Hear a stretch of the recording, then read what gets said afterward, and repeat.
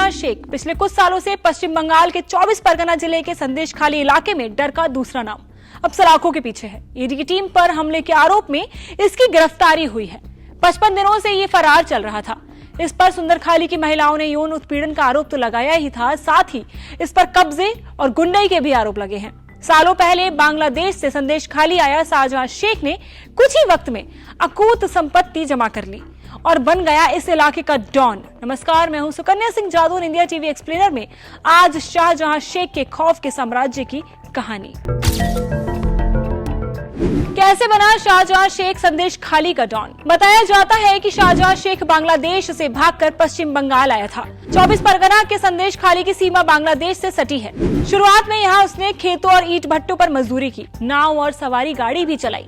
ईंट भट्टों के मजदूरों के साथ काम करते करते उसने एक यूनियन बना डाली और फिर इलाके में मेल जोल बनाकर उसने माकपा में एंट्री पा ली। शाहजहां शेख बंगाल के पूर्व मंत्री ज्योतिप्रिय मलिक का हाथ पकड़कर तृणमूल में आया था। शाहजहां की राजनीति में एंट्री हालांकि वाम मोर्चा के शासनकाल में हुआ था।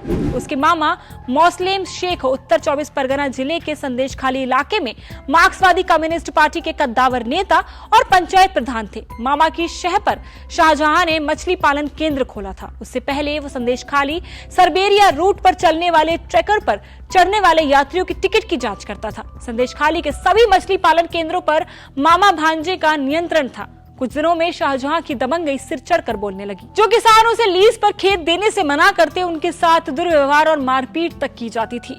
वक्त के साथ उसने पहले किसानों को लीज की रकम देना बंद कर दिया, फिर खेतों पर ही कब्जा जमा लिया। बंगाल में सत्ता परिवहन की लहर चलने के साथ ही शाहजहां ने मार्क्सवादी कम्युनिस्ट पार्टी से दूरी बनानी शुरू कर दी थी।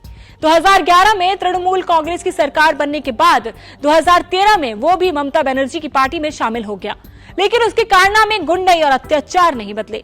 ये सिलसिला वैसे ही चलता रहा जैसे वो अपने मुताबिक चलाता आ रहा था। अकूत संपत्ति का मालिक टीएमसी में उसका राजनीतिक कद तब और बढ़ गया जब उसने पिछले साल जिला परिषद की सीट हासिल की।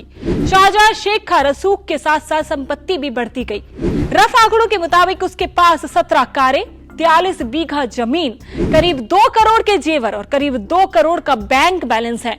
आंकड़े ऊपर नीचे हो सकते हैं। शाहजहां के करीबियों में शिबू हजरा और उत्तम सरदार के नाम आते हैं। ये लोग उसके स्थानीय गुर्गे की तरह काम करते हैं। शाहजहां शेख क्षेत्र में पारिवारिक और भूमि विवाद सुलझाने के लिए भी बहुत चर्चित है। शेख के छोटे भाई भी टीएमसी में सक्रिय कार्यकर्ता है। स्थानीय लोगों में शेख को भाई के नाम से जाना जाता है। लोकसभा चुनाव के बाद संदेशखाली में भाजपा और टीएमसी कार्यकर्ताओं के बीच हिंसक झड़पें हुई और दोनों पक्षों से मौतें भी। इन घटनाओं के साथ शाहजहां शेख का नाम भी जुड़ा और उसके खिलाफ एफआईआर भी दर्ज हुई थी।